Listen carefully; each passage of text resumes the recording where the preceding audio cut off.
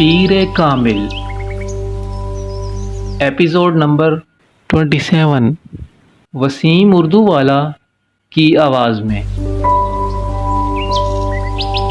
کل شام کو ہم لوگ اسجد کے ساتھ تمہارا نکاح کر رہے ہیں، تمہاری رخصتی بھی ساتھ ہی کر دیں گے۔ ہاشم مبین نے رات کو اس کے کمرے میں آ کر اکھڑے ہوئے لہجے میں کہا، بابا میں انکار کر دوں گی، آپ کے لیے بہتر ہے آپ اس طرح زبردستی میری شادی نہ کریں۔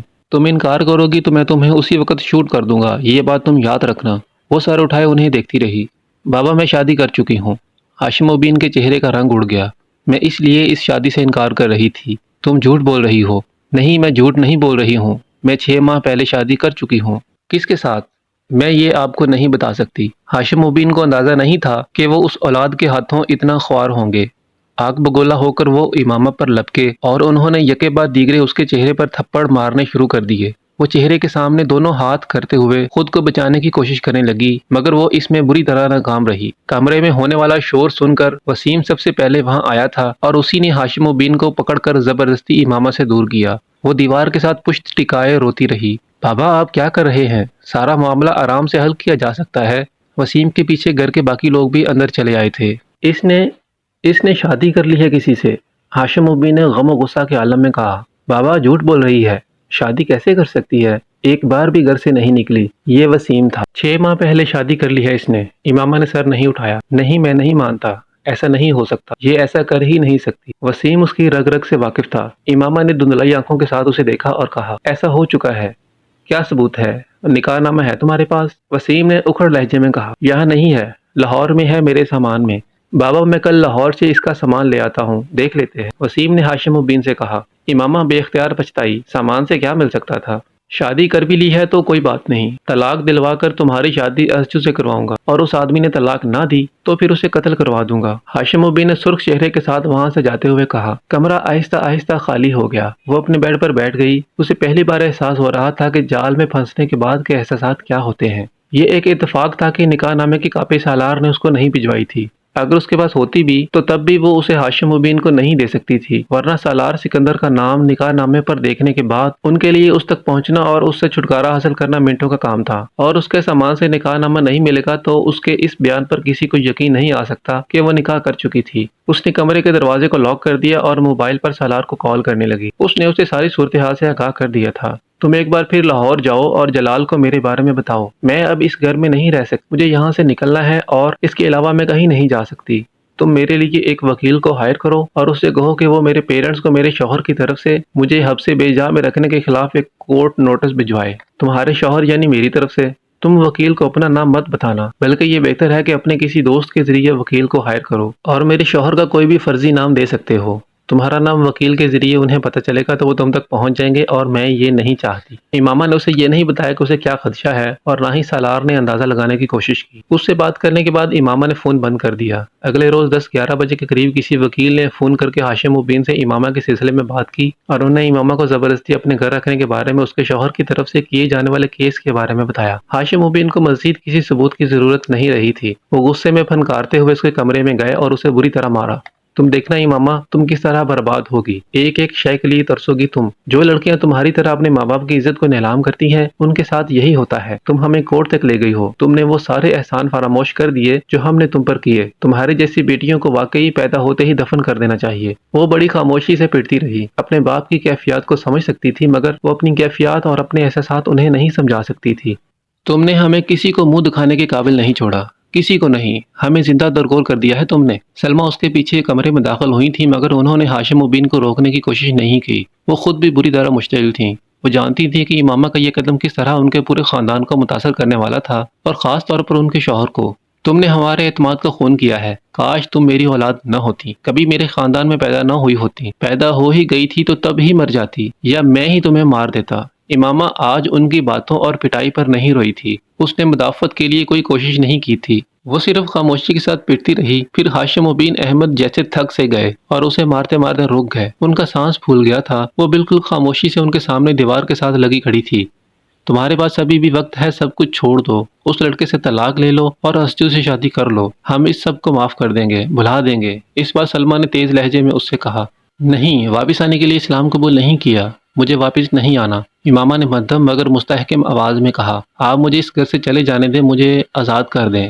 اس گھر سے نکل جاؤ گی تو دنیا تمہیں بہت ٹھوکریں مارے گی۔ تمہیں اندازہ ہی نہیں ہے کہ باہر کی دنیا میں کیسے مگرمچھ تمہیں ہڑپ کرنے کے لیے بیٹھے ہیں۔ جس لڑکے سے شادی کر کے تم نے ہمیں ذلیل کیا ہے وہ تمہیں بہت خوار کرے گا۔ ہمارے خاندان کو دیکھ کر اس نے تمہارے ساتھ اس طرح چوری چھپے رشتہ جوڑا ہے۔ جب ہم تمہیں اپنے خاندان سے نکال دیں گے اور تم پائی پائی کی محتاج ہو جاؤ گی تو وہ بھی تمہیں چھوڑ کر بھاگ جائے گا۔ تمہیں کہیں پناہ نہیں ملے گی، کوئی ٹھکانہ نہیں ملے گا۔ سلمیٰ اب اسے ڈرا رہی تھی۔ ابھی بھی وقت ہے امامہ، تمہارے پاس ابھی بھی وقت ہے۔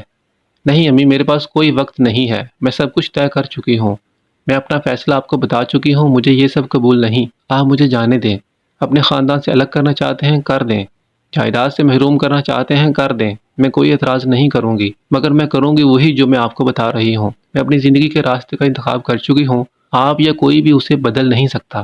ایسی بات ہے تو تم اس گھر سے نکل کر دکھاؤ، میں تمہیں جان سے مار دوں گا لیکن اس گھر سے تمہیں جانے نہیں دوں گا، اور اس وکیل کو تو میں اچھی طرح دیکھ لوں گا۔ تمہیں اگر یہ خوش فہمی ہے کہ کوئی کورٹ یا عدالت تمہیں میری تحویل سے نکال سکتی ہے تو یہ تمہاری بھول ہے۔ میں تمہیں کبھی بھی کہیں بھی جانے نہیں دوں گا۔ میں بیلف کے آنے سے پہلے اس گھر سے کہیں اور منتقل کر دوں گا، پھر میں دیکھوں گا کہ تم کس طرح اپنے فیصلے کو تبدیل نہیں کرتی۔ اور مجھے اگر وہ لڑکا نہ ملا جس سے تم نے شادی کی ہے تو پھر میں اس بات کی پرواہ کیے بغیر کہ تمہارا نکاح ہو چکا ہے اسجد سے تمہاری شادی کر دوں گا۔ میں اس شادی کو سرے سے ماننے سے انکار کرتا ہوں۔ تمہاری شادی صرف وہ ہوگی جو میری مرضی سے ہوگی، اس کے علاوہ نہیں۔ وہ مشتعل انداز میں کہتے ہوئے سلمیٰ کے ساتھ باہر نکل گئے۔ وہ وہیں دیوار کے ساتھ کھڑی خوفزدہ اور پریشان نظروں سے دروازے کو دیکھتی رہی۔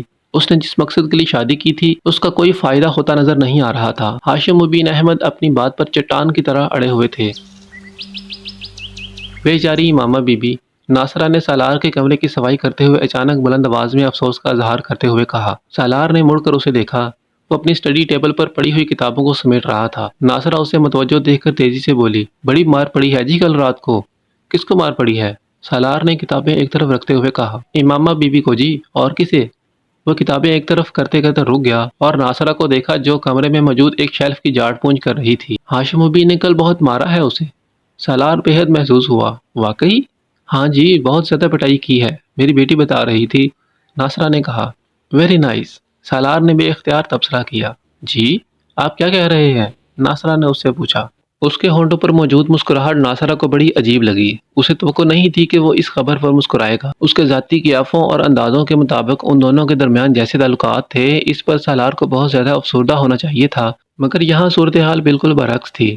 بیچاری امامہ بی بی کو پتہ چل جائے کہ سالار صاحب اس خبر پر مسکرا رہے تھے تو وہ تو صدمے سے ہی مر جائیں۔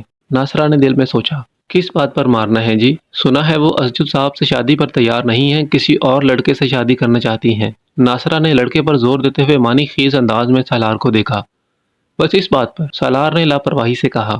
یہ کوئی چھوٹی بات تھوڑی ہے جی، ان کے پورے گھر میں طوفان مچا ہوا ہے، شادی کی تاریخ طے ہو چکی ہے، کارڈ آ چکے ہیں، اور اب امامہ بی بی بضد ہے کہ وہ اسجد صاحب سے شادی نہیں کریں گی۔ بس اسی بات پر ہاشم صاحب نے ان کی پٹائی کی۔ یہ تو کوئی بڑی بات نہیں ہے کہ اس پر کسی کو مارا جائے، وہ اپنی کتابوں میں مصروف تھا۔ یہ تو آپ کہہ رہے ہیں نا، ان لوگوں کے لیے تو یہ بہت بڑی بات ہے۔ ناصرہ نے اسی طرح صفائی کرتے ہوئے تبصرہ کیا۔ میں تو بڑی دکھی ہوں امامہ بی بی کے لیے، بڑی اچھی ہیں ادب لحاظ والی، اور اب دیکھیں کیا قیامت ٹوٹ پڑی ہے ان پر۔ ہاشم صاحب نے گھر سے نکلنے پر پابندی لگا دی ہے۔ میری بیٹی روز ان کا کمرہ صاف کرتی ہے اور وہ بتاتی ہے کہ ان کا تو چہرہ ہی اتر کر رہ گیا ہے۔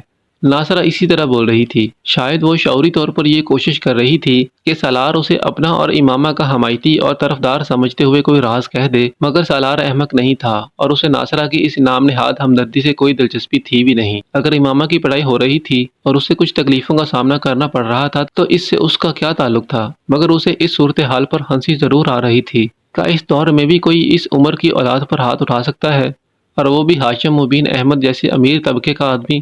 حیرانی کی بات تھی۔ سوچ کی ایک ہی روح میں بہت سے متضاد خیالات بہہ رہے تھے۔ ناصرہ کچھ دیر اسی طرح بولتی اپنا کام کرتی رہی، مگر جب اس نے دیکھا کہ سالار اس کی گفتگو میں کوئی دلچسپی نہیں لے رہا اور اپنے کام میں مصروف ہو چکا ہے تو وہ قدرے مایوس ہو کر خاموش ہو گئی۔